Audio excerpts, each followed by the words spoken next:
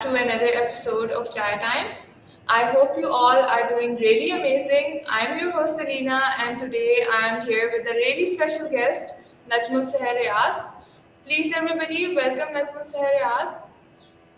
Najam is also a fellow tech enthusiast and she has keen interest in the world of AI and tech as well. She is currently doing her MPhil in political science. Najam, how are you doing today? Firstly, thank you so much, Alina, for a very warm welcome. And so far, it's going good. Okay, that's great. In our podcast Chai Time, as most people wouldn't know, so I would like to tell everybody that we talk about the world of AI and tech. Today we are back with a really interesting topic, which is, will AI be able to read your mind? My first question to you, Najam, would be, do you think that in the near future AI would be able to, read our mind? Okay, so firstly, yes, because and even currently, right now, there are certain experiments that are going on or being conducted by computational neuroscientists that are trying their level best in order to ensure that AI is able to read our mind. So how did this happen in the first place? Like, for instance, I recall like watching this video a few months ago, and there were certain scientists from UT Austin, and they tried coming up. They basically tried this one particular experiment on a group of people, and there was this one thing that took place over there, and that's kind of interesting, and that kind of also denotes the idea that yes, AI is going to read mind.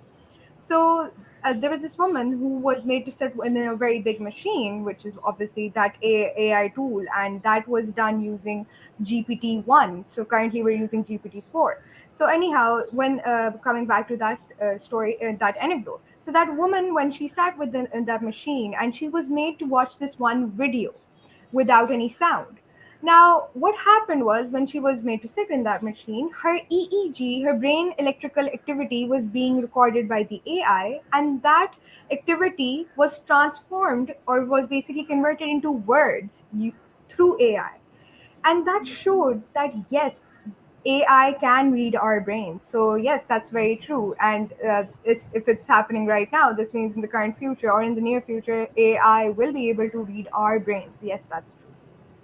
Okay, and as AI, we say hypothetically, there is an AI model that would, come into existence. How would that impact society? Do you think that how would that happen?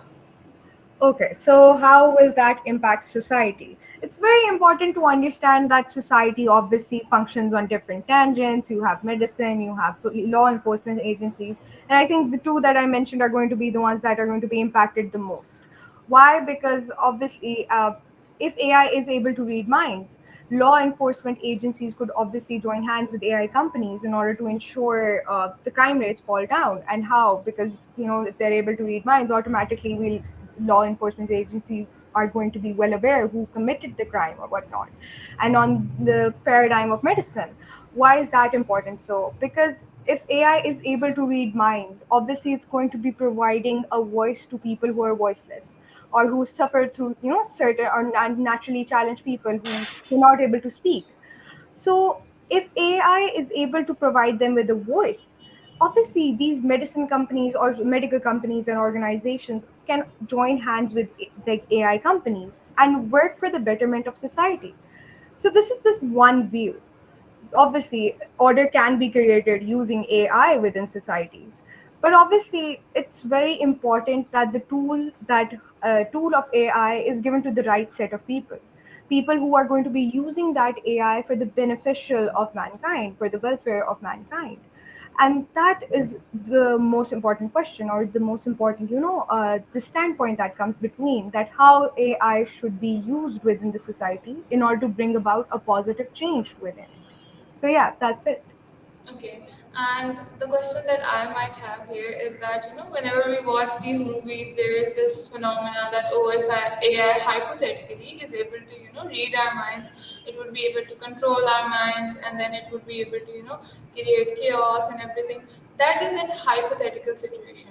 It's not that AI is practically, right now going that way. So, do you think currently the situation of AI, is it something that is happening, or you think that it would happen, in the next few years? Is it something that you think would be feasible?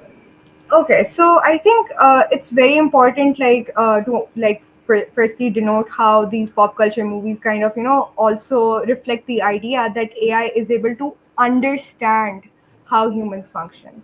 Right Okay. now, AI is not able to understand how humans function. They are able to mimic the brain activity, but they're not able to understand how a human performs on the emotional tangent, or how a human performs on, or performs critical reasoning or critical analysis. Yes.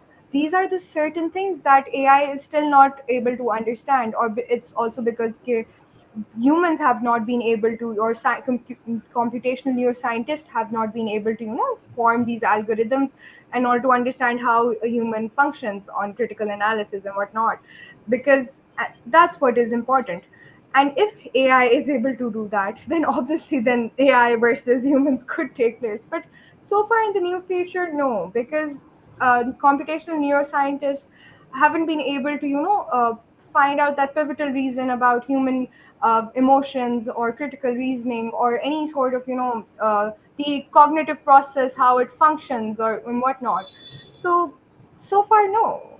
So you think that AI would be able to, read our mind when it's actually able to understand us and our emotions, and not just mimic it, but really be able to have that sort of reasoning? Exactly. And then AI can function on its own. But so far, since AI cannot, completely emulate critical thinking, completely emulate and instill emotional, capacity within its own self. So, no, AI cannot understand human minds.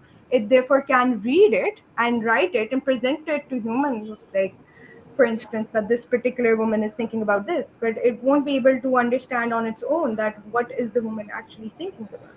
So yeah, that is the thing. Okay. And my next question to you would be, um, do you think that how does the prospect of AI reading minds would impact the notion of personal autonomy? That is a really important thing that we see nowadays. That how would it impact personal autonomy? That's a very interesting and a very crucial question, because if scientists are able to develop AI tools that are able to read human minds, that means that our right to privacy or right to personal thought is going to be impacted. There's no denying in that. But I feel like humans then they should develop certain norms or certain declarations or certain conventions, and that there are already pre-existing norms and declarations and conventions that are working on this very thing. For instance, the Montreal Declaration for Responsible Development of Artificial Intelligence. This is just one declaration. Then you have the European Convention that is specifically developed upon how artificial intelligence can be used for the beneficial of mankind. But also at the same time, these declarations can be used in order to instill a particular norm that functions upon the idea of how, even if we are using AI, there is a certain sort of limit that could be put onto it. And secondly, the use of this very particular tool should be so meticulous that it shouldn't be given to the people who will be using it for not the welfare of the humankind. And these things then come into very important circle, that that whole ambit of how moral questioning or ethical questioning about how AI can be used. And I feel humans themselves are going to be the ones that should come up with certain declarations and conventions in order to limit the use of AI, and ensuring that even though if people, their right to privacy or right to personal thought is being impacted, it should be limited, or it should either not happen at all. And I feel computational neuroscientists could obviously develop certain sort of tools that limit AI in order to not to read a person's mind, or if only being dealt, consent should be involved. I think consent is something that is very important. You cannot forget about consent. Things like these can be obviously developed on an ethical paradigm in order to ensure that our right to privacy is being maintained for our own benefit. So yeah, that's true. So you're saying that in order for us to implement such sort of AI or such sort of AI to be used, we should also look at the regulations of such AI. We shouldn't just Exactly. implement such AI. We should regulate it so that not everybody is using it to their benefit, and there is some sort of privacy still left for human beings and individuals as well. Exactly, that's very true. I mean, humans need to develop certain sort of limitations when it comes to AI, so that their own right to privacy, because right to privacy is only there, or it only exists for our own benefit, right? So Yes. we can function properly, and AI is also there, so it could help us function properly. So if both of these things are intertwined, this means that the core idea is for humans to function properly, right? Yeah. So, in order for that to be ensured, there should be certain limitations, and computational neuroscientists, lawmakers, legal enforcement agencies should either come up with certain ideas in order to how to limit that, so our efficiency could be ensured. Okay, that's a good take as well. And we also have Adnan joining us today. Hello, Adnan. How are you doing today? I'm doing well. How are you doing?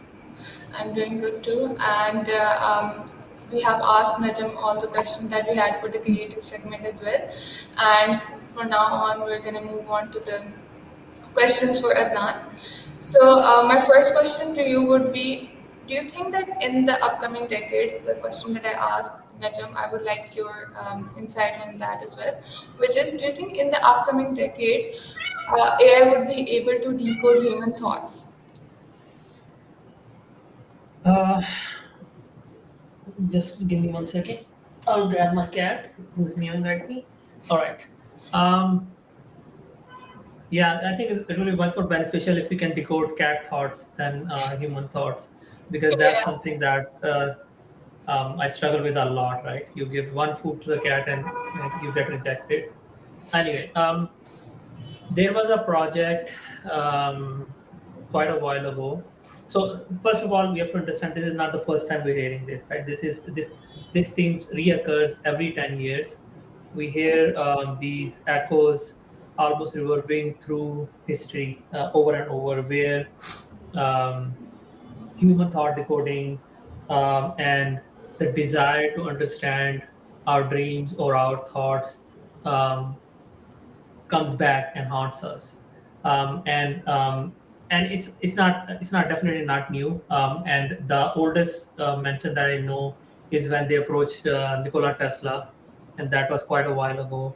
To With this idea that, oh, we want to be decode human thoughts, and that was the government. Now, will be able to ever decode human thoughts? Um, Yes, eventually we will be able to. Can we do it with the current computing paradigm? It's a hard sell for me, at least, right? Because I know, like, you can see a lot of demos. They use these EEGs and different magnetic resonance patterns to try to make it look like as if the thoughts are being read. But the actual thing is that, first of all, not all of us has the same brain. We have very different brains, which incidentally means that the same EEG patterns that mean something to related to your mind would mean something completely different to my mind, because internal structure of our brain, as it has built, and the where the neurons are related, and where the thought center for different ideas are very different, right? So um, theoretically, yes. Practically, we're pretty far from that happening, right? And of course, a lot of people do want to say that, no, and I'm not pointing to a specific, but I know that that's the best way and the easiest way to get government funding for any company.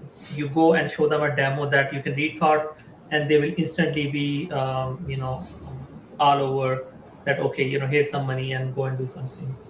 Yeah. Okay. So that also makes sense as well. So my next question to you would be that sometimes we might be searching something up in the search engines, and it somehow suggests you what you're only thinking. So that is a bit scary and surprising as well. So do you think that AI is closer to reading the human mind in that regard? That with search engines and everything that we see these days. No, they are very close to um, in the gray area of turning on your microphone and um listening to what you're saying. That is what much they're closer, and most of the time that's what you're experiencing, right? So a lot of apps, especially apps that operate in the gray area, and again, I'm not going to point fingers, but a lot of very um, famous app that we put a lot of trust in. We put images, videos, and all that. They have this habit of doing this exact thing. Which happens is that they every 30 second the microphone turns on for 30 3 or 4 seconds, and they record whatever is being said. And if it's happening on enough devices at once, what they're able to do is actually grab the keywords that are being said, the keyword that they recognize. And most of the time, they're not really interested in what you're saying, but they're interested in if you're mentioning a specific brand, a specific product, a specific person that they identify. And that's when you start seeing these what in advertisement industry we call retargeting, right? Because they identify that you're a person who has some link to this product or a person or a place or something that they can sell you. And then the second thing you see, you open your browser and you instantly see these ads, and you're like, is it reading my thought? No, it's listening to your microphone. So the best way, if you want to avoid that, is to either explicitly go into these apps and disable the microphone access, um, or of course tape your microphone. I don't know which one. So it's less surprising and more scary, I guess. It's a privacy violation. Kind of, again, we have to understand, right? We take it for granted in many cases that uh, if a brand or a company is big enough, they're going to do the right thing. The fact is that they don't. Most of the time, they're operating in very gray, very unregulated area, right? So governments specifically do not forbid any company from turning on the microphone and listening to you, because there are legitimate reasons that you would do that, right? Even when you're making a phone call, that's literally what is happening. Now, um, should companies record? Traditionally, there used to be almost a self-regulated that, if you are going to record something or somebody, you would actually before that mention it that okay, you're being recorded, so say whatever you say will be used, right? Um, Unfortunately, that has no that's not something that I would say even 10% of the companies actually follow, right? So that's just how it is, right? Simplest thing to do is, like, if you're saying something that you don't want to be retargeted about, put your phone away, turn it off, or put it under a blanket or something. Okay. And let's just say hypothetically there is an AI that can read minds. Okay. And if Yeah. that's the case, such a model comes to existence, do you think that it would be able to, stop our intrusive thoughts or control our intrusive thoughts, like it would be able to read minds? So would it be able to also control your mind as well? Interesting question. I don't know if you have seen. There's a old cult movie which was remade recently called Ghost in the Shell. It's an anime, and it's like the in the traditional sense of the word. It's actually not. But if you haven't, you should see it. Um, and the answer is yes, it will be able to, because if you can decode the EEG patterns or any other signals that your brain is generating, you can always generate it or stimulate your brain to think that these signals are being generated, right? But again, like, if you think about how brain works, it's electrical signal going from one part of the brain going to the other part of the brain, and they don't have any secret channel going, right? It's just literally electrical signals. If you can intercept those, or you can generate it externally, magnetically, or by inserting a electrode, yes, you can absolutely do that. Make your brain think that is thinking something that is not thinking, and do a lot of things. Are we close to it? No, we're not even remotely close to it. Will the governments or a lot of organizations want this to happen? They would love it to happen, and they have been trying for I think more than 60 years now. And our luck is that they have been very unsuccessful. So yeah. Okay. And just the point that you just mentioned here, do you think that authoritarian governments would definitely use this for their own gain as well if that sort of model exists? So they already do, right? Not specifically what technology we're talking about, but whenever there is a technology that can that can be used to control your behavior, it will always be used to control your behavior. That's simply how it is. If there is something, so I mean, like you can look at China, right, and you can see what is happening there, which is basically kind of social engineering, where you can almost like kind of tag a person to say, oh, this person is not behaving according to the social norms, and everybody stay away. And you can see, like, there are videos where a person is walking down the street and everybody just running away from them, literally, like, it's like nobody wants to be close to them, so they don't lose their social point. And that's scary, right? And that's not the first time that we're seeing this. We actually see it saw the same behavior, social behavior, even before such a technology was available. Because in this case, you can in real time you can monitor people where they are using their phone, using the facial recognition, and so on. But even when that was not the case, if you instill that idea in the human mind, you see that social behavior. So it's not something that personally I would um, like to see before there are very strong and very individually controlled checks and balance are in place. Without that, it's a recipe for disaster. It's gonna, currently what we're seeing because of the social divide, that what happened in the last 3 4 years, what we're seeing kind of a very strong digital divide, right, where people who are sold on how things are, and people who discover a whole bunch of things that was not something that they agreed on. We're seeing this almost like a social divide, right, where you see social networks being boycotted, where products being boycotted, and you see almost like this digital divide, right? And this is gonna increase a lot if we continue this path, hoping that everything, because we know that it's not going to turn out well. Okay. And before we wrap up, I have one last question, which is, do you think that in the same hypothesis, if such AI is implemented, would just thinking about a crime also lead to punishment as well? We talked about it previously, right, in Yeah. a different conversation, but um, it's a scary. So we don't have to go that far, right? We can already see some of these parts happening, right? So the terminology that we're talking about is thought crime, where um, we're saying that, oh, people are going to be uh, and it's always start from prevention, right? Nobody directly outright say that you're going to punish for thought crime. It's like, prevent crimes from happening before they happen, because that way we can save lives, and etc., etc. But what it leads to is thoughts crime, right? And in the more freer society, people are much more innocent. They don't realize, what the kind of society you will see if that does happen. But again, we can go to the previous authoritarian, totalitarian regimes and see what happens when you start punishing people for thought crime, which is basically not for doing something that physically harms people, but just for saying that they don't agree with something, and instantly you see a whole bunch of people in train, heading to gulags, or these re-education centers, losing their lives, their assets, and everything.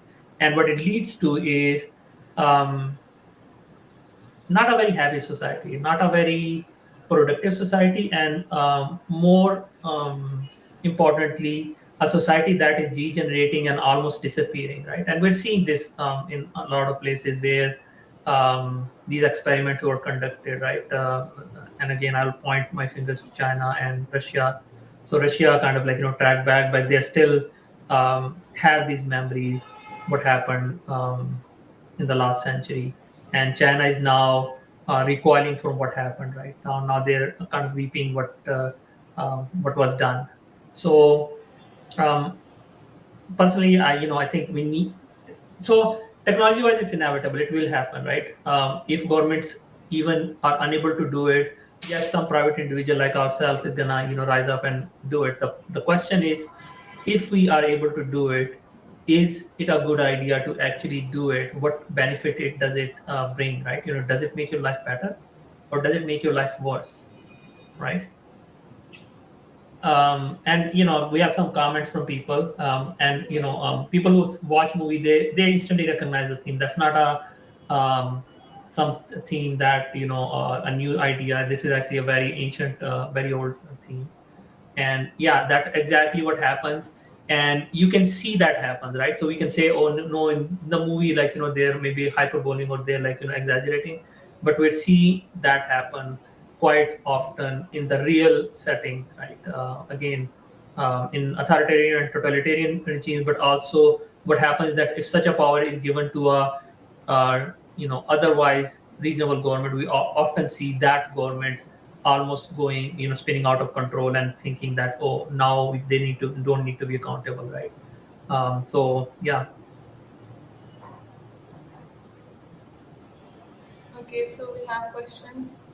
There was a question before, which was that, what do you think the current limitations are for AI regarding mind reading, apart from technical limitations? So mind reading is not a technology, right? It's a theory that yes, we can eventually read mind. Yeah. Do we know AI is good for reading mind? We um, can theoretically say that yes, because we have seen a lot of pattern recognition that AI is really good at. So we can think that it might be good at that. The problem when it comes to mind reading is the lack of data, not the lack of ability on the AI part. Because let's say if you're doing image recognition or image generation or something, we have a lot of data, right? People have taken hundreds of billions of pictures.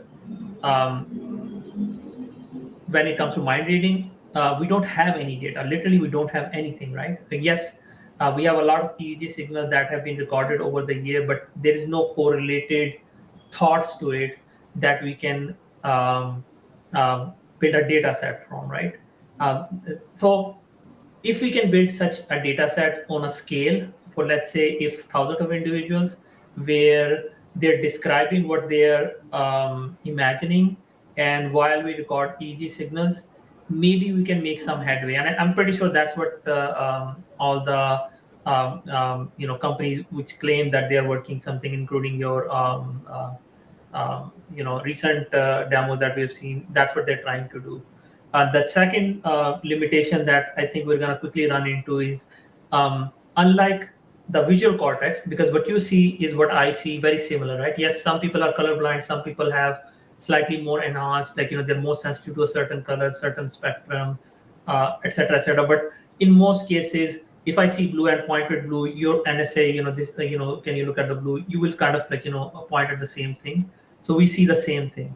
In terms of thoughts, it's not quite um, scientifically, we don't have any proof that what you or how you think is the same way that I think, or even it's in the same part of my brain, um, in a generalized sense, right? In very specific sense, we can point to certain parts of the brain, but brain is a very complex organ, right? It's not a simple organ. So we can't, like from a, let's say, micrometer accuracy, point to a certain neuron in some part of the brain, say, oh, this is going to get activated if you think about, let's say, theft, or if you think about shopping. You can't point to it, right? And the second, so if you don't have that, then it means that, can we generalize that data set, make it useful?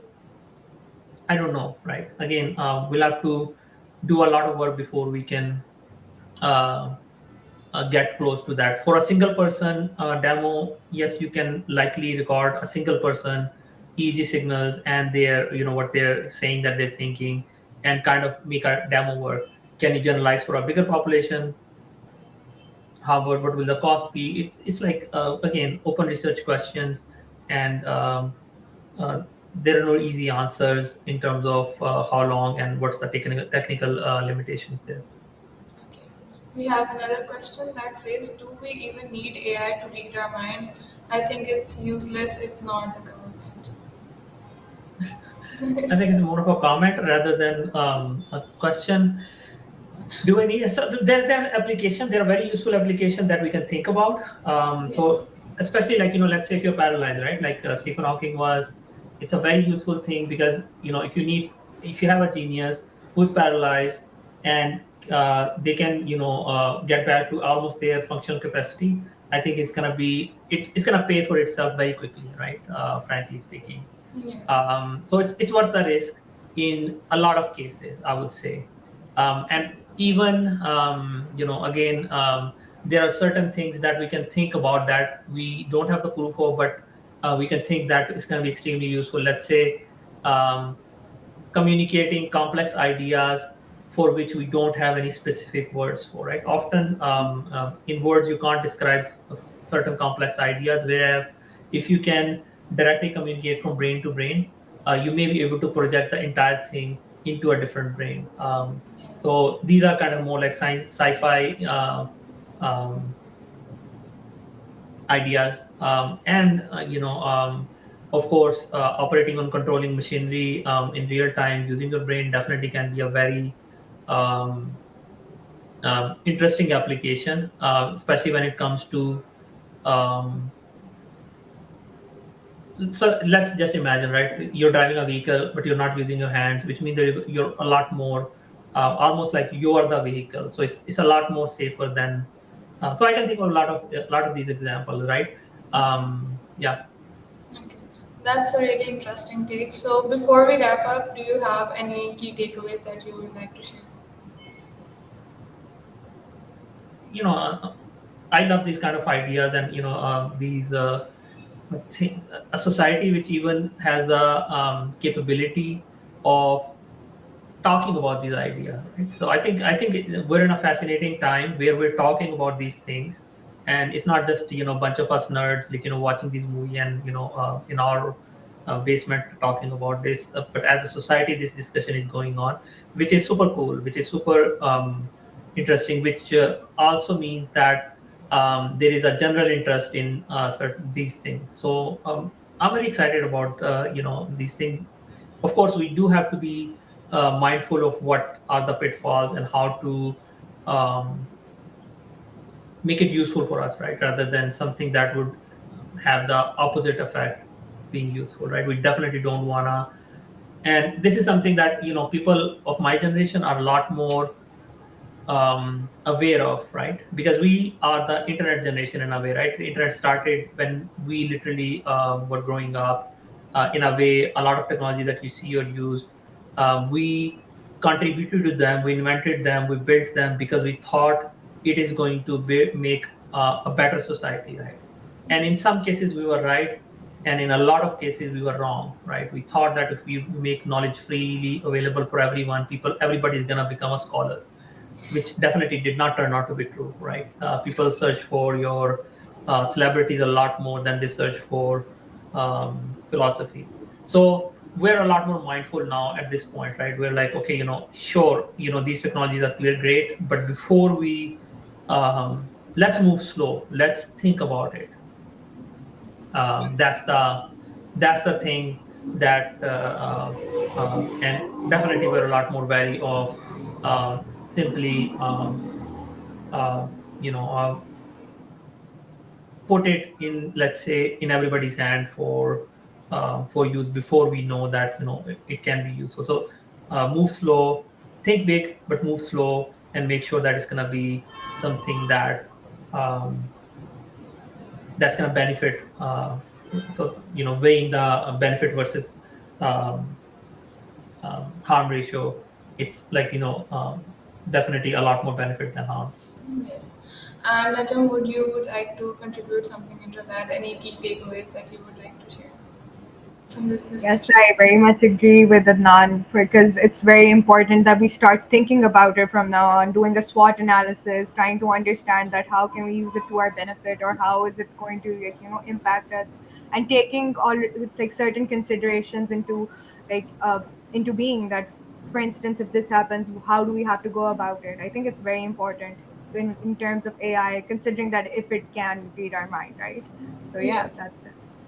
Okay. And a huge thanks to Najmul Seher for joining us today for our created segment. Thank you so much, Najm. And also Adnan as well for sharing his insights on this amazing discussion that we had today. And for everybody who is joining us, we have a lot of people who have joined us today. That's great. And you guys should check out the Opus website. Our pre-sale is live. And I hope that you guys have a really amazing weekend. And stay tuned to our next episode. So, bye bye, everybody.